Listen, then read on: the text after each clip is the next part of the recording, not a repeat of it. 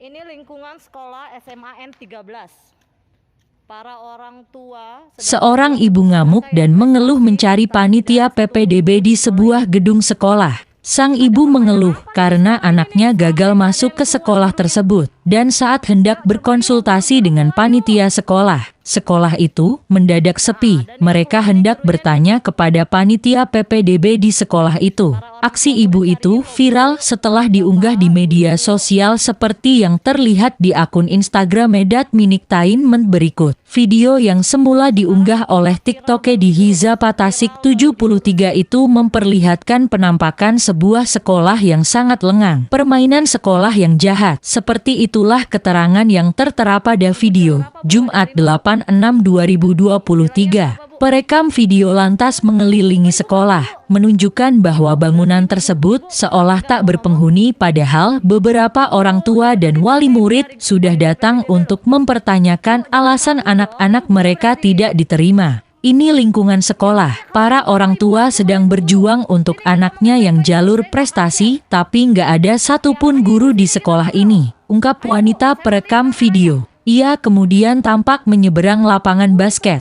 Ada permainan apa nih di sekolah ini, sampai nggak ada gurunya yang keluar, katanya masih dengan penuh emosi. Yuk coba yuk, guru-guru keluar yuk. Para orang tua murid nyariin loh bu, pak, guru sambungnya. Sekarang apa-apa viral baru diurus. Ia lantas bertemu dengan sesama wali murid yang juga berusaha memperjuangkan anaknya. Sama seperti perekam video, ibu ini mengaku anaknya tak diterima setelah mendaftar via jalur prestasi. Tak disangka, setelahnya malah terjadi drama. Bagaimana tidak? Sebab si perekam video langsung mengejar ibu-ibu lain yang tampak memakai jilbab biru, bahkan menudingnya sebagai mata-mata sekolah. ini nih sampai nggak ada yang keluar gurunya. Yuk coba yuk guru-guru keluar yuk. Halo buat teman-teman semua yang mungkin video saya viral lantaran mengkritik salah satu sekolah di Tangerang.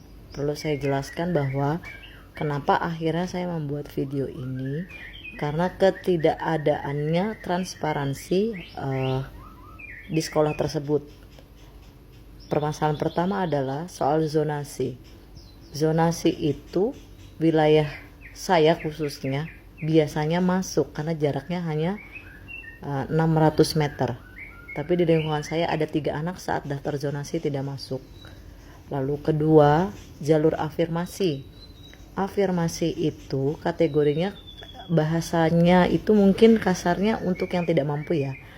Taruhlah seperti itu. Tapi dipermudah ketika mereka mempunyai PIP, Program Indonesia Pintar, atau KIP, Kartu Indonesia Pintar. Nah, kebetulan keponakan saya juga punya kartu itu, dan sebenarnya mereka yatim.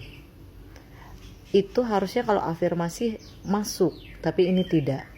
Sementara yang kelihatannya mampu itu dapat. Lalu yang ketiga kemarin akhirnya pecah, jalur prestasi.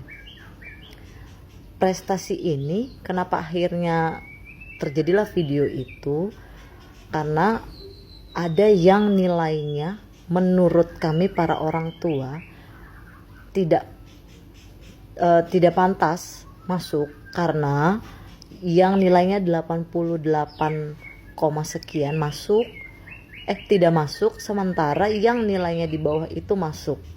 Contoh, keponakan saya nilainya 88, sekian tidak masuk, tetapi ada yang nilainya 8,4, 8,5 itu masuk. Itu yang kami permasalahkan. Sama juga dengan zonasi. Yang namanya jalur zonasi itu kan otomatis yang terdekat lingkungan sekolah. Tapi ini yang lokasinya jauh dari sekolah, mereka masuk. Dan sudah terang-terangan dari pihak sekolah pun sudah ada yang berani mengucap, kalau kamu masuk sini uangnya sekian. Itu buktinya ada. Makanya kemarin kenapa akhirnya para orang tua, khususnya saya juga ada di situ, memperjuangkan mereka-mereka yang capek-capek belajar, punya nilai bagus, tapi terkalahkan dengan orang yang punya uang. Terima kasih. Saya jelasin ulang ya untuk terkait video saya yang viral. Jadi tujuan saya ke sekolah itu bukan untuk pendaftaran, melainkan meminta ketransparansian hasil dari setiap jalur. Digaris bawahi lagi ya, bukan untuk pendaftaran.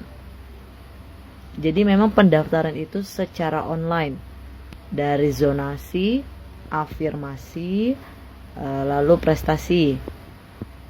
Untuk titik zonasi ini kita daftar online, begitu lihat pendaftar, seleksi, lalu hasil kita bisa pantau lewat web tersebut.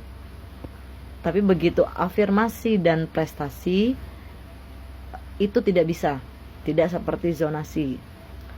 Hanya ada nanti hasil akhir saja. Sementara proses penyeleksiannya kita tidak bisa pantau. Biasanya kalau waktu zonasi kan kita bisa pantau posisi berapa anak kita sekarang. Nanti kita lihat berapa jam lagi udah ada di mana sekarang. Harusnya seperti itu. Tapi ini untuk jalur afirmasi dan prestasi tidak ada. Lalu kenapa saya ada di sekolah itu sambil sepertinya kelihatannya barbar menurut sebagian orang? Itu karena sudah hari kedua di sekolah itu tidak ada panitia maupun perwakilan guru untuk menemui kita orang tua murid yang meminta kejelasan, meminta berkas-berkas kita untuk kita cabut kalau memang anak kita tidak keterima. Tapi paling tidak ada penjelasan dulu apa alasannya sehingga anak-anak ini tidak keterima di sekolah tersebut, sementara ada teman-temannya yang kualifikasinya atau kriterianya di bawah anak-anak kita tapi masuk. Betul, ada beberapa aspek atau presentasi yang harus dipikirkan dari segi apapun, tapi ini murni kecurangan itu terjadi. Bukti itu ada, bukan lagi cuma omong belakang atau cuman menurutnya, katanya dan biasanya, bukan lagi seperti itu gitu loh. Bukti nyata, konkret, real, fakta itu ada di lapangan. Jadi bagi sebagian yang tidak paham akan terjadinya situasi secara langsung, boleh lebih bijak lagi disikapinya. Maaf, nggak cukup, kita lanjut part 2. Terima kasih sudah nonton. Jangan lupa like, subscribe, dan share ya.